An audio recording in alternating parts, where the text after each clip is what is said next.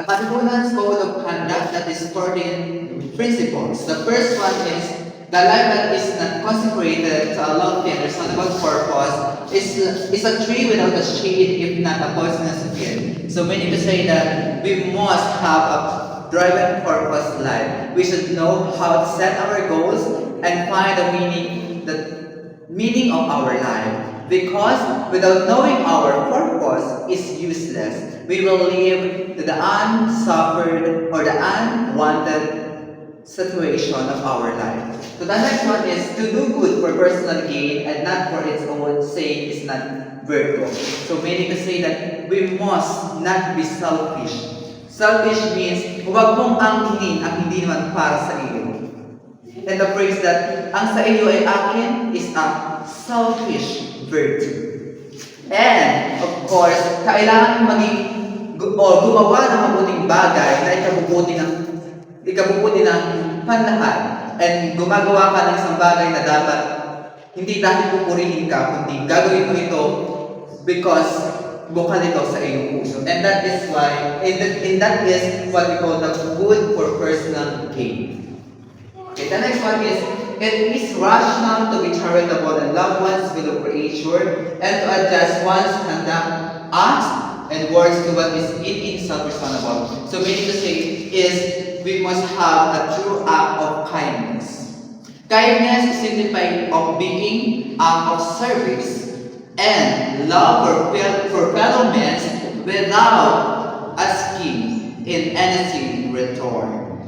Okay. Now, the last is, or the next one, whether our skin be black or white, we are all born equal. Superiority in knowledge, wealth, and beauty are to be understood, but not superiority in nature. So meaning to say that we are equal, regardless of our race, ethnics, educational status, or social class. The next one is the honorable man prefers honor to personal gain. The scoundrel gain to honor. So meaning to say is honoring oneself and the others. And these rules have the contents of or have opposing values of honor and selfish gain. Which means one of the example is the corruption in our political system. So meaning to say when we say corruption, it is for the personal benefits of the namumuno. And when we say scoundrel, which means that it is the selfish gain. To become an honorable man, we should have the integrity, the virtue, and of course have a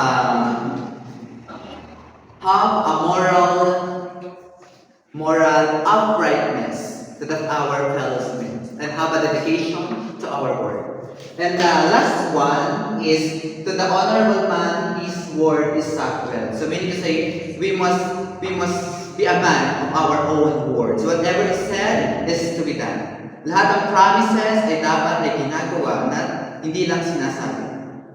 And the next one, or not but the least, is do not waste their time. Wealth can be removed, but not time lose. So meaning to say that we need to precious our time because time is lost, and of course our experience and the memory that naitatanim natin sa kanila ay very significant, is very acceptable to others. So now we will continue the next article. Article number 8, read the meaning is which. Defend a friend and find a oppressor before the law or in the field. So in this article, sinasabi na ipagtanggol natin yung mga inaapi at nabakahin ng mga umapi. So meaning to say, all peoples we don't have the same strengths, but we can help one another. So next is article number 2. The product man is sparing in words and faithful in keeping secrets.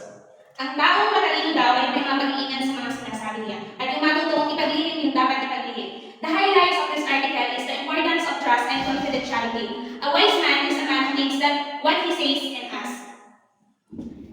Next article is number 10. On the journey of life, man is the guide of woman, and the children, and if the guide leads to the precipice, those whom he guides will also go there. In this article, they said whatever they see and ask shall be followed by other peoples when see them as. And a true man tells his family in the right path by showing them that he is righteous for their family or their son. Next is article number 11. The most not to have a woman as a mere plaything, but as a faithful companion who will share with the penalties of life, her physical weaknesses will increase by the interest in her, and she will remind thee of the mother who bore thee and carried thee. This principle is about women. Every woman deserves to be respected, and no man shall see them as an object or as a pastime. Girls deserves to be loved and full respect, cares, and next is article number 12. What do those that desire not unto their wife? Children, brothers, and sisters that do not want to wife. Children, brothers, and sisters of their neighbor. Dito naman, sinasabi na every actions that man is mistakes and every actions has its own consequences. And we must not do bad things to everyone against other people if we don't want other people to do bad things against us. Yung parang huwag natin gawin yung sa iba, kaya natin gawin din sa ating sarili. Next. Man is not rude more because he is a king, because his nose is aquiline, and his smaller right, not because he is a priest, a servant of God, nor because of the high prerogative that he enjoys after. But he is rude most who is a man of prudence and real value, who does good keeps his word, is worthy and honest. He who does not oppress nor consent to be oppressed, he who loves and cherishes his fatherland, though he born in the wilderness and know no wrong but his own. Okay. The 13th principle is about having the right character and good values. A man's life is not measured by his status in life or the things that he possesses. Instead, it is the character and his love for the way he lives. Last one.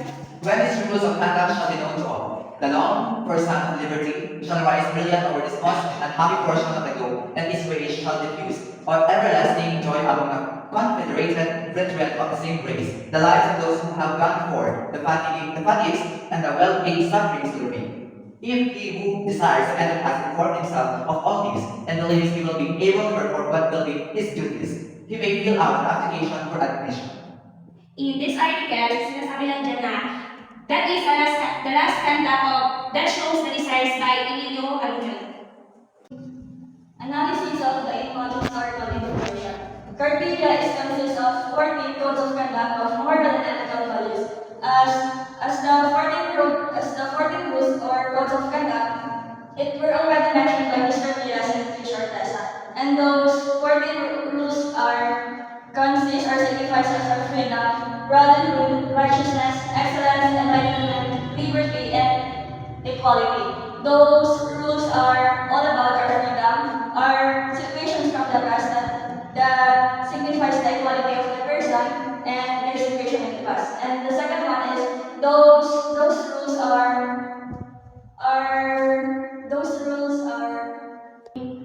the rules are separated from two major classifications. And the first group contains the rules that will make the member upright individual, and the second is the way they treat their fellow men or their members. Importance of Kartilya ng Katipunan. Kartilya ng Katipunan consists of a set of ethical values that show how can we live our lives to the fullest by living ethically. We all know that Kartilya ng Katipunan is very important because there are 14 rules that is very important to us. And let me give you some insight about those 14 rules. If you are appointed out that we are all born equally. No matter what our skin color, races, we are born equally. And let me give you some ideas about Emilia's appointed out ideas, which it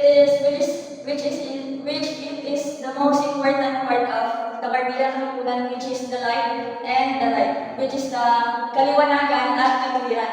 We all know that this organization fight not only for our freedom but also for our right. So the things that we can only do to give importance is to value the story and history of the Kartilya ng Katipunan. And the importance of Kartilya ng Katipunan is very reliable because it serves as a guide for us to know what are the situations that happen in our past. So now, let's proceed to the next discussion. It's about contribution and relevance to the grand narrative of the Philippine history. So the number one is to love their country and evaluate themselves. So this statement encouraging individuals to love themselves and their country also because pinaglaban tayo ng ating kapwa Pilipino laban sa Espanyol. So sana is ma-appreciate natin yung ginawa nila para sa ating bansa. Na sinasabi dito is pahalagahan natin kung ano yung meron tayo. Then the next one is, this document shares the history how Filipinos united to create a group to fight the spiders. Dahil sa maraming taon na tayo ng Espanyol, is namubog yung hinubog ang kaalaman ng Pilipino upang magkaroon sila ng pagkakaisa para sa kanilang isang mitiin na magkaroon ng kalayaan naman sa Spaniards. So, yun yung sinasabi dito sa number 2. Let's proceed to number 3. These tell us Filipinos that are intellectual, revolutionaries, and have a sense of morality, fighting for just and good service. So, sinasabi dito is, bumalik ang Pilipino para magganti sa mga Espanyol, para ipaglaban kung ano ang meron, kung ano dapat sa ating bilang Pilipino, ang magkaroon ng morality at magandang serbisyo para sa ating mamayang Pilipino. Kundi dahil sa ating katipunan, hindi tayo magkakaroon ng katapangan bilang Pilipino at hindi tayo magkakaroon ng karapatan as a Filipino citizen. The next is number 4. The criteria of Katipunan shows self-reflection and virtues that every Katipunan has embodied. So, sinasabi sa number 4 is, ang criteria ng Katipunan is, nagpapakita ito ng kabutihang ginawa ng mga Katipunero at sumisimulo ito sa mga naiambag nila sa ating bansa. At sinasabi dito is, kailangan natin mabuhay ng tama ng Pilipino at maging modelo at maging magandang halimbawa sa mga susunod pa na henerasyon ng ating mga mamamayang Pilipino. Number 5, the criteria of Katipunan contributes for our appreciation to ourselves. So ang sinasabi ito is, ang criteria ng Katipunan is nag-motivate sa bawat Pilipino na i-appreciate kung ano yung meron tayo, kung ano yung nagawa ng mga Katipunero, mga Katipunan sa atin na nagkaroon tayo ng kalayaan. The number 5 is, the criteria of Katipunan contributes for our appreciation of ourselves. So sinasabi dito is, ang criteria ng Katipunan is, nag-motivate sa atin para mas lalo natin ma-appreciate kung sino tayo at kung ano yung meron tayo. Na kahit anong kulay natin, may di man o maputi, as long as na Pilipino ka, is karapagan mong magkaroon ng pantay-pantay na pagdinig bilang Pilipino. And second to the last is number 6. Criteria ng Katipunan played a big role and contribute a lot in providing independence that Filipinos are enjoying today. So, sa Philippine history daw, is pinakamalaki na yung ambag isang criteria ng Katipunan, which is nagkaroon tayo ng freedom of choice bilang Pilipino. At kung wala sila, hindi natin magagawa yung mga bagay na nagagawa natin ngayon. Hindi tayo magkakaroon ng mga bagay or mga gusto natin gawin. Kundi dahil dito sa criteria ng Katipunan, kundi pinaglaban tayo ng kapwa natin Pilipino para magkaroon ng kalayaan. That's why sila yung pinakang Philippine history na malaki ang naiambag sa atin. That is number 7. The people of our country have given the guiding principle from criteria to raise human greatness. So sinasabi dito, sa criteria ng Katipunan, nagbigay sa atin ng principle guidance kung paano ang Pilipino magiging isang mahusay, makabayan at mabuting tao sa ating kapwa Pilipino. And because criteria ng Katipunan is criteria ng Katipunan teaching is also believed that in doing the right thing and showing the meaning of kindness is love. Okay, so this is the continuation of the report of ating mga Pilipino. So let's start. Number 8, Filipino learn to truly love their native land to reflect from themselves. The native land means is your birthplace. All we know about our birthplace and you are in or your birthplace. Sa madaling salita or sa Tagalog is kung saan ka pinanganak. Bilang Pilipino, natutunan nila ito na mahalin ang kanilang native land that reflects to themselves and how themselves show that they love the created this world. And number 9, it teaches to have a genuine compassion for one another and that we are all equal and true virgin and many poor, rich, and ignorant. So, itinaturo naman dati ng mga Pilipino ang pagiging maawain o pakikiramay sa mga ibang tao. Even you are poor, rich, and ignorant. Kahit na kayo hirap, mayaman, o mangmang, ay tinuturo pa rin ng mga Pilipino ang pagiging maawain o makikiramay sa mga tao.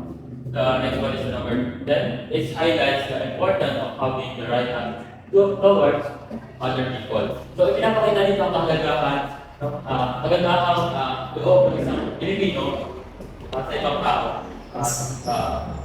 Ito ay parang katulad lang ng number 9 na ipinapakita dito yung pagiging maawain mo at pakikiraman sa ibang tao. Number 11, it gives us principle and moral that help us Filipino to be brave and encourage us to uplift our virtue for our country. Dito ipinapakita naman na ang prinsipyo ng mga Pilipino kung saan ay pagiging matapang na itaas at taas ang komunidad ng ating country or ating bayan. Kailangan po, maraming salamat. Let's proceed to the next topic and the last topic, that the relevance of the document to the modern world. The document resembles first-hand guidelines to individuals. So ever since, we Filipinos are always incorporate our moral and values. Ang purpose ng document na ito ay upang magkaroon ng kapayapaan at hubugin ang isipan ng mga Pilipino para mahalin ang kanilang sariling bayan. So, as we can see, the document is fully values, but also it touches self-reflection to anyone who read it. And the next bullet, nakatigan ng Katipunan, made Filipinos aware that the Katipunan was a revolutionary Philippine society in which main purpose was to achieve independence from Spain. These documents demonstrate intellectual and moral revolutionaries. Kapilya ng Katipunan, binuo ito dahil handang ipaglaban ang kapakanan ng lahat para sa ating bayan. At upang magkaroon ng kalayaan. And the third bullet, nakatiya also embodied as the historical value that impounded the known traits of our noble heroes and their significant principles that they did fight for. So, kapilya ng Katipunan shows us self-reflection and urges that every Katipuneros must embody. So, sinasabi din dito na dapat tayong mamuhay sa tamang landas. At ang pamumuhay sa tamang landas ay maaaring makapekto sa tao sa pamamagitan ng pagiging isang kumaran. Then, the last fourth bullet, it serves as a primary source of ethical code of conduct of every Katipuneros. Because of that, we have given a chance to comprehend their principles in the stand against injustice and gender economic inequality. Sinasabi din dito na mga Pilipino noon pa man ay may mga intellectual na revolutionaryo at moralidad. Sabi dito na mga Pilipino noon pa man ay may mga intellectual na revolutionaryo at moralidad na lumalaban para sa makatapunan at mapuning solusyon. So kung wala mga Katipunero, ay maaaring hindi na mapamana ang tunay na katapangan ng mga Pilipino. And the last bullet, nakatiya also embodied as the constitution of the Katipunan, whereas the organization itself known to the first type of governance we had one of the Artilla played as the respective law that regulated and obeyed by the time. And I thank you.